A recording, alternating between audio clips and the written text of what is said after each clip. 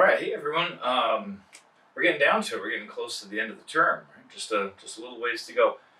So this module we're going to be talking about gems, which is awesome. It's something that we don't often get to talk about. Kind of in a typical geology curriculum, we might never learn about gems, or really just a little bit in the context of a mineralogy class. Where geologists are usually more concerned with the kind of functional side of things in the science rather than just the sheer beauty, right? And gems clearly fall in the realm of sheer beauty. So in the realm of gems, there's really two kind of main categories. We have the precious gems, which are the ones, on the crown jewels. We'll maybe talk about that a little bit later. And then there's a whole bunch of other things that are really pretty that people like that we call semi-precious gems. We're not going to talk about those too much.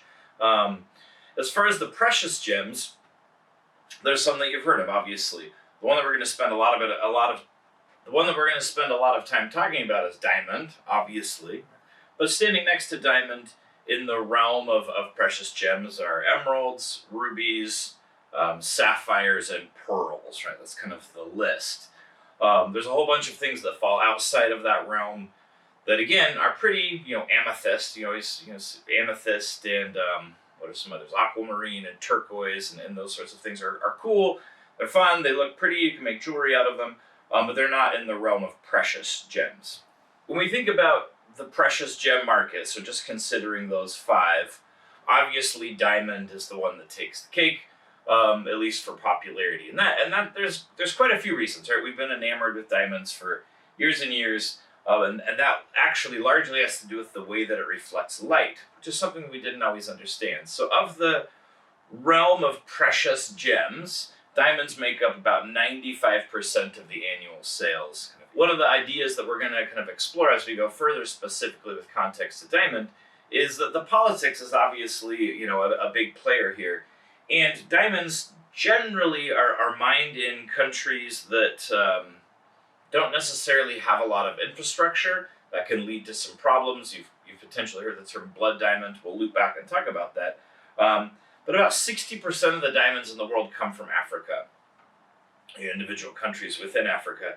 And again, that's kind of, when you start to look at the political stability of some of these countries, that's where we start to see problems, right? So you may have diamonds being extracted in a country that has a per capita gross domestic product of $700 per year, whereas the United States, we have a kind of generally a per capita gross domestic product of like $60,000 per person. That's kind of where we finish. So what that really means is that individuals there don't have a lot of kind of financial resources, and that's where we start to see kind of the introduction of some of these larger political problems. But we're going to get back to the nasty business of politics, and actually we probably won't dig into it too deeply. But first, let's just talk about diamonds, right? From a geological and from a scientific point of view. What are they? How do they form? And so on. So if you've ever, proposed or been proposed to, you very well may be wearing a diamond. Maybe you've got some diamond earrings or something like that. They're pervasive, right? They're a thing that a lot of people have and a lot of people enjoy. And they're a great way to kind of show off wealth or, kind of other things, right? Prestige. They have a really interesting history. I'm not going to get super deep into the history. I'll actually investigate that in some of your readings. But they've been noted for a very long time, for 5,000 years in human history as something strange, right? Something unique, something fairly magical. And an interesting kind of side note to that is unless they're cut properly, which is something we haven't always been able to do, they don't exactly luster like you would see, on a big fancy wedding ring. So a lot of times, especially in our kind of early gemological history, they weren't really prized the same way that they are now. There's actually been plenty of stories where miners were casting diamonds aside because they didn't really look that pretty in their raw state. So when diamonds are mined, again, the vast majority of them are not what we consider gem quality. That means they're not going to be cut up into a diamond. They're not going to be sent up to Belgium and sorted out and kind of put on the open kind of world diamond market. About 80% of the recovered diamonds in the modern world are used industrially. You can go to Home Depot and you can buy things that are, cutting implements and such that that are impregnated with diamonds. I know that I have these little kind of wheels I use for buffing rocks and things in my spare time. It's a stupid hobby I've developed. But they're rubber and they have little diamonds embedded in them, right? So that's the primary use of diamonds. About 20% of recovered diamonds in any given year are used for the kind of gemstone market, what we call gem quality diamonds. So what makes a diamond is pressure. And a good take-home message is, no matter what Superman 1 taught you about diamonds, diamonds are not from coal, right? So coal is carbon. It's organic carbon. Diamonds are from inorganic carbon, meaning they're atomically they're the same, but the chemical tracers are different. The source of the carbon is different. And carbon is not an uncommon element, right? But the conditions where those carbon atoms will come together to form diamond is fairly uncommon. So when we take a quick peek at the molecular structure here, comparing graphite to diamond, graphite is essentially 3 carbon atoms bonded strongly in a ring, and what that makes is it makes a sheet of carbon. And then that sheet itself is actually kind of stacked and weakly bonded to the next sheet. One of the interesting things here is other atoms can actually work their way kind of in between these sheets. It actually slides fairly smoothly, which is actually why graphite is so soft and why it makes a great lubricant. And that's the way that carbon will bond under most conditions. When we start to experience extreme pressures, the pressures that are present kind of minimally, 100 kilometers deep in the crust, 100 kilometers to 300 kilometers, that's the kind of window where the pressures are strong enough to force these carbon molecules, rather than in these little kind of carbon rings of 3 carbon atoms, into a kind of a grouping of 4 that ultimately becomes this 3-dimensional kind of molecular network or crystal lattice that forms a diamond. So they form really deep in the earth. It generally doesn't form from organic carbon because that forms at the surface, and there's not a lot of kind of geological tools to get that organic carbon down to 150 kilometers deep in the crust and then ultimately bring it back to the surface. So how the heck do diamonds get to the surface? So I'm contemplating how to kind of talk about the heat of the early Earth without getting into too much of this concept of radioactive decay. But I did want to quickly think about, generally the heat in the Earth is from 2 sources. It's from the pressure, right, which creates heat, and it's also from radioactive decay of elements. And if I were to draw just a very generalistic radioactive decay diagram, you would have kind of time equals 0 to time equals, I'm just going to say now, right? Let's say this is the history of Earth, 4.6 billion years. So what we can look at when we see this diagram is that in early Earth's history, there was a lot of radioactive elements and they were decaying. If you kind of get to 1 half-life here, this much material has decayed.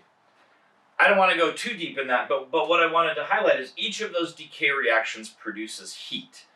So today, we have far fewer decay reactions happening, far less heat produced in the Earth, although it's still enough heat to produce plate tectonics, or just the main driver that makes the Earth the Earth. Volcanic activity, earthquakes, plate tectonics, they're all kind of tied together, ultimately has to do with heat produced in the Earth. But in the early Earth, so we're talking, 3 billion years ago, there was far more heat inside of the Earth. Plate tectonics were operating much more quickly. Volcanic activity was much more common, kind of all of those geological processes that you associate with that. And one of the interesting things that kind of comes out of that is that in the present day Earth, melt is generated at fairly shallow levels, kind of 40 to 60 kilometers might be a place where we would have kind of melt source. I know I'm getting into the heady world of geology here, but hey, this is a geology class. When the Earth was producing much more heat, melt physically and mechanically could be produced at much greater depths. So when we look at, fairly old crust, we actually oftentimes see these very strange kind of deep mantle source igneous features that we call pipes, right? And so these pipes, Kimberlite pipes, they're named after the Kimberley region of South Africa, would actually tap these incredibly deep mantle sources of melt down in places where diamonds could potentially form. So these Kimberlite pipes, these kind of special, very, very deep sourced kind of volcanic conduits that actually bring material that's created down here in the realm where the pressure is sufficient to force carbon together to form diamonds. That material kind of works its way towards the surface, and actually it does something interesting. So kimberlites have really weird kind of thermochemistry. Again, there's kind of a lot there, but we don't necessarily need to unpack it. But one of the things that happens is because they're so deep, they tend to have some amount of gases dissolved. When they get fairly close to the surface, they actually will explode within about 2 kilometers of the surface. When they get that close, they kind of explode. And what that does is it creates, I'm going to kind of zoom in on the diagram here, this very characteristic, what people kind of call this carrot shape crater that we call a diatreme. So here, let me draw a picture.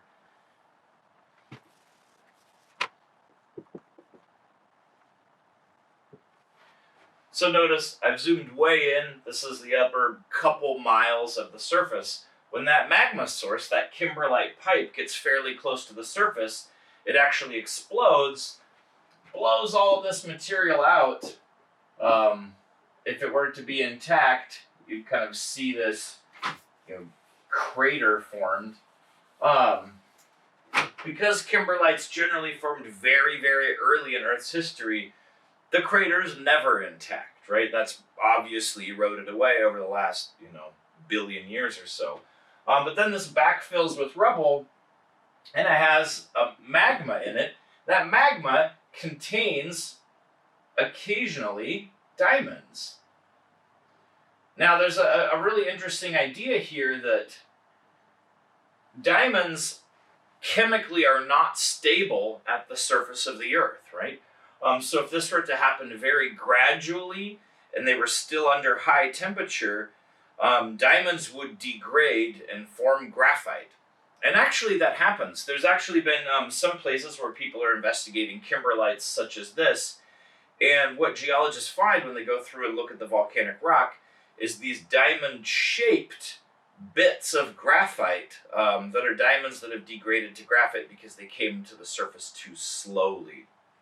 But once they've gotten here, the amount of energy that it takes to start the degradation process of diamonds is actually too much to overcome. So diamonds are stable at the Earth's surface as long as they're not hot, right? That was the idea. If they're brought slowly to the surface under heat and pressure, then they'll degrade to graphite.